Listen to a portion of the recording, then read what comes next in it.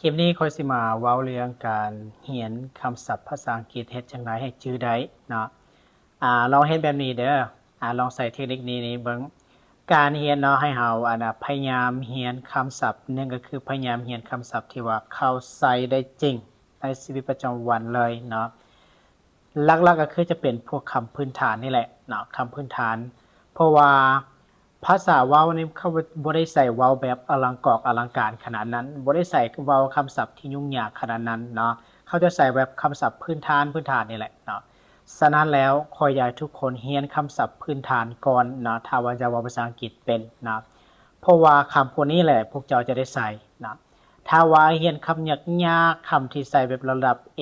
B1 B2 C1 C2 พุ่นนะบ่ได้ใส่ในแบบนี้บ่ได้ใส่ในภาษาเว้านะเขาจะใส่เป็นภาษาเว้าภาษาสื่อสารเป็นคำศัพท์พื้นฐานนี่แหละนะอันนี้คำแรกคำที่1มาเคล็ดลับที่1แล้วแบบที่2นี่ก็คือการที่เราจะจื้อคำศัพท์ใดเราต้องเว้าออกมาบ่แม่นแนวเว้าเราปากเปล่าซื่อๆเลยบ่แม่นเราในใจการเรียนทุกสิ่งทุกอย่างต้องเว้าออกมาแบบสัดจอกชัดเจนเลยนะคือคำว่า go ก็ go คำว่าคำก็คำว่า eat ก็ eat จังซี่ให้มันชัดเจนเว้าเวลาที่เราเว้าเสียงออกมาแล้วเราจะได้ยินเสียงของตัวเองแล้วเราสิได้จื้อผ่านการฟังเสียงจะได้จื้อผ่านการเว้าของเราอันนั้นแหละคือวิธีการจื้อของคำศัพท์นะและการที่เรียนคำศัพท์นี้อย่าเรียนหลายคำในบาทเดียวกันนะคอยลองเฮ็ดแล้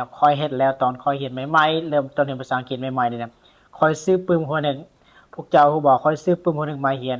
แต่ละมื้อเนาะคอยต้องเล่าหน้านึงให้มันได้จื้อหน้านึงให้มันได้ก่อนนอนต้องเล่าตื่นนอนต้องเล่าใส่ในหมดมื้อนั้นต้องได้ในหน้านึงเนาะคอยเฮ็ดทุกมื้อแบบนี้หลังจากที่คอยเรียนมาผ่านไปหลายมื้อแล้วมันก็ลืมไปนะบ่จื้อเลยแล้วก็ใส่การบ่ได้ฉะนั้นแล้วคอยแนะนำให้ทุกคนแนะนำให้พวกเจ้าเรียนน้อยแต่ให้เรียนตลอดเนาะเรียนน้อยแต่เรียนตลอดก็คือเรียนจาก 2-3 คำหรือว่า5คำหลายที่สุด5คำนะใน5คำนี้เวลาที่เรียนคำศัพท์นะต้องฮู้ออกเสียงพร้อมต้องออกเสียงให้มันถูกนะและบัดนี้ต้องฮู้วิธีนำใส่ของคำศัพท์นั้นพร้อมนะตัวอย่างว่าคำศัพท์นั้นเป็นคำประเภทใดในภาษาอังกฤษตัวมันเป็นคำกริยาบอกมันเป็นคำ adjective บอกว่ามันเป็นคำ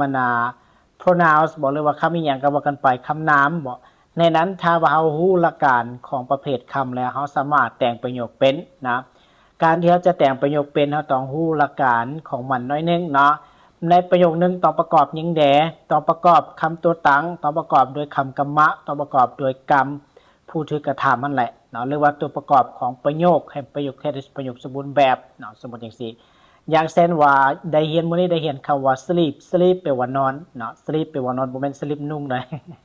sleep แปลว่านอนเนาะเอาบัดนี้สมมุติว่าอยากบอกว่าคอยนอนเนี่ยก็ขึ้นต้นด้วยคอยแม่น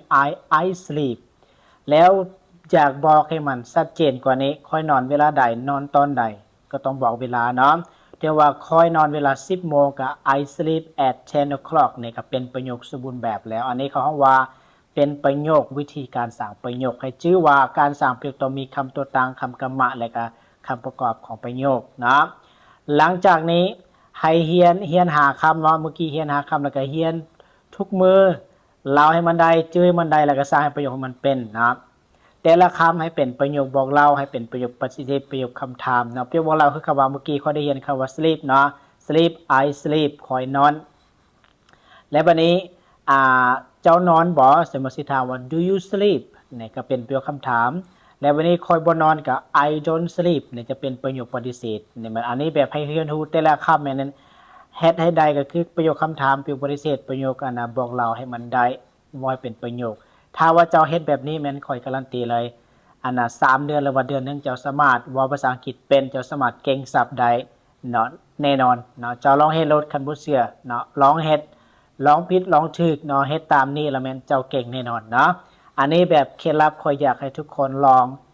องเฮ็ดเบิ่งเนาะตามที่ค่อยได้แชร์ประสบการณ์ให้ทุกคนนี่เนาะ